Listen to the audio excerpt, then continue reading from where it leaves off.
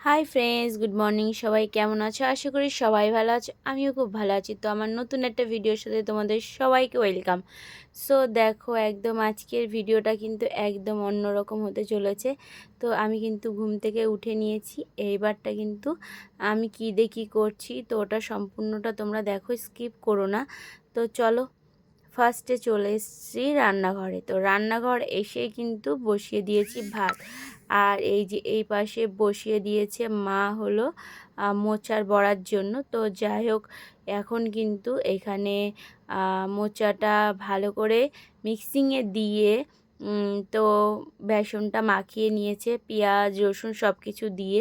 তো দেখো, আস্তে আস্তে বড়াগুলোও কিন্তু ভাজা হচ্ছে। তো ছেলে যেহেতু স্কুলে যাবে, তো আমি কিন্তু আমার ছেলে আবার কোনো মাছ বা কোনো সবজি টবজি খুব একটা খেতে চায় না। তো ওর জন্য কিন্তু আমি বড়াটাই করে নিচ্ছি, যাতে ও খেয়ে নেয় তাড়াতাড়ি। তো মা ওই দিকটায় গেল। তো এবার আমি কিন্তু একটু নাড়িয়ে চাড়িয়ে দেবো। আর নাড়িয়ে চাড়িয়ে দেওয়ার পরে কিন্তু মা ওই সাইডে গেল, আমি কিন্তু এবার বড়াগুলো ভেজে নেবো। আর তোমাদের বাচ্চারা যে সকালবেলায় কী কী খায় অবশ্যই কিন্তু জানিও।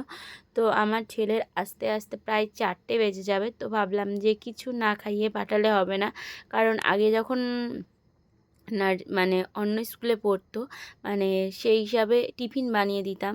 আর যেহেতু এখন প্রাইমারি স্কুলে ভর্তি হয়েছে, তো অবশ্যই লেট হয়ে যায়। তো এই কারণে কিন্তু ওর খাবারটা কিন্তু আমি যাই হোক বাড়িতে বানিয়ে খাইয়ে পাঠিয়ে দিই, আর কিছু একটা টিফিন দিয়ে দিই। তো যাই হোক, ও বড়া ছাড়া কিছু খায় না সকালবেলায়। তো বড়া করে দিলে কিন্তু খেয়ে নেয়। আর এই পাশ থেকে আমার বাবা এসে আবার দুটো বড়া তুলে নিচ্ছে। আর দেখো, আমি কিন্তু বড়াগুলো সবগুলো ভেজে নেবো একে একে। তো ভেজে কিন্তু তোমাদের অবশ্যই দেখাবো। তো দেখো, ফাইনালি কিন্তু আমি বড়া ভেজে নিয়েছি। তো বড়াগুলো ভাজার পরে কেমন হয়েছে অবশ্যই বলো। তো মোচাটা কিন্তু একদম অন্যরকম। আর দেখো, গরম গরম ধোঁয়া ওঠা ভাত।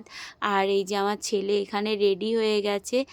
আর ও যেই ক্যামেরা দেখে কিন্তু একদম লুকিয়ে গেছে। তো ফাইনালি ছেলেকে খাইয়ে স্কুলে পাঠিয়ে দিয়েছি। আর এইবারটা কিন্তু আমি লোটে মাছ, ঠিক আছে, তো লোটে মাছটা কিন্তু আমি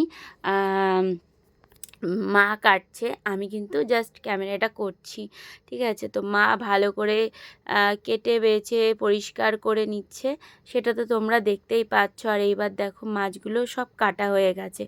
ফাইনালি মাছগুলো কাটা হয়ে গেছে। আর আমি দেখো এখানে নিয়ে নিয়েছি গাজর, বিট, আর হলো হলুদ, আর আমলকি। তো যাই হোক, সব কিছু নিয়ে নিয়েছি। আর জুসটা খেয়ে চলে এসেছি। আর এখানে গোপু সোনার পুজোটাও দিয়েছি। তো দেখো, আমি স্নান দান করে কিন্তু একবারে সাজুগুজু কমপ্লিট করে নিয়েছি। তো কেমন লাগছে আমাকে বলো। যেটা আমি হালকা একটু কাজলটা নিই, আর হয়তো একটু ভেজলিংটা নিয়েছি। তারপরে কিন্তু রান্নাঘরে এসে কিন্তু এই যে এখানে শাকটা সিদ্ধ করে নিচ্ছি, আর করে নিয়েছি গ্রিন টি। আর ওই যে দেখলে না পাশে রয়েছে, ওটা হলো তোমার জিরে আর শুকনো লঙ্কা ভেজে নিয়েছি, যেহেতু মা মাছের উপরে নামানোর আগে দেবে। আর এই পাশে কিন্তু মা কিন্তু শাকটা ঘুটে দিচ্ছে। তো যাই হোক, মাই রান্না করছে, আমি রান্না করতে চেয়েছিলাম, তো মা এসে আবার ঘোটাঘুটি করছে। তো আর এই যে এই পাশে দেখো লোটে মাছ। তো লোটে মাছটা কিন্তু মা বসিয়ে দিয়েছে। আর আজকে কিন্তু রান্নাটা একদমই অন্যরকম হবে। তো যাই হোক, আমি কিন্তু পেঁয়াজের কালি আর এখানে হলো লোটে মাছটা দিয়ে আজকে মা করছে। তো তোমরা এরকম পেঁয়াজের কালি দিয়ে কে কে লোটে মাছ খাও অবশ্যই কিন্তু আমাকে কিন্তু কমেন্ট করতে ভুলো না, ঠিক আছে। তো আমি কিন্তু খাইনি, আজকেই খাবো। তো এমনি যেটা খাই পেঁয়াজ রসুন দিয়ে কষা কষা করে যে রান্নাটা করে, ওটা কিন্তু আমার খাওয়া হয়। কিন্তু মা আজকে দেখলাম অন্যরকম করেছিল, বাট টেস্টি হয়েছিল, খুব সুন্দর। তো তোমরা এরকম একবার বাড়িতে অবশ্যই ট্রাই করো। তো দিয়ে দিয়েছে এখানে আদা বাটা, রসুন বাটা, কাঁচা লঙ্কা বাটা, পেঁয়াজ বাটা, তারপরে আর কি দিল, টমেটো বাটা। তো যাই হোক, সব কিছু বাটা করে দিয়ে দিয়েছে। আর লোটে মাছগুলো না বেশি বড় ছিল না, যেহেতু ছোট ছিল। আর মা বলছে বেশি ছোট মাছ হলে এটা ভেঙে যাবে। তো যাই হোক, আর এই যে দেখো ধনেপাতা দিয়ে নামিয়ে দেওয়া হয়েছে, ঠিক আছে। সো ফাইনালি কিন্তু দুপুরে খাওয়া দাওয়া কমপ্লিট হয়ে গেছে। আর এই দেখো, আমি এখন সন্ধ্যে তখন প্রায় 7:30 বাজে। আমি আমার ছেলের জন্য কিন্তু রুটি বানিয়ে নিচ্ছি। আর এই যে এখানে আমার গ্রিন